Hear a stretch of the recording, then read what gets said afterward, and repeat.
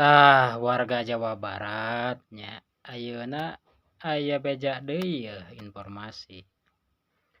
Aya hiji jalma anu sok naon ngaranna teh ngutak-ngatik pagawean batur.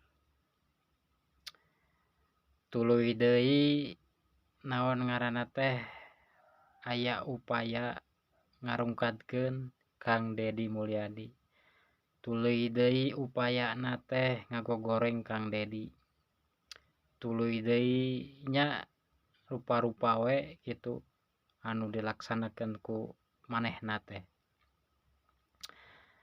Saha ngaranna teh wakil ketua anggota DPRD Jawa Barat Mang Ono Surono. Tah warga Jawa Barat cik kumaha tanggapanana ceuk warga Jawa Barat tah. Ari ceuk kuring pribadi mah nya eta jalma teh ngabogaan sifat iri, dengki, jeung hasud.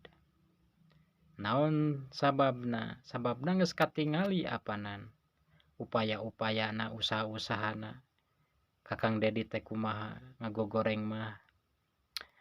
Tuluy aya upaya ngaon usaha aya ngarungkadkeun ngajatuhkeun Kang Deddy Mulyadi mah.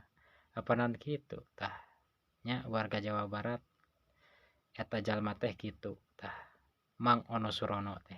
Tah cik kumaha tanggapanana ceuk warga Jawa Barat.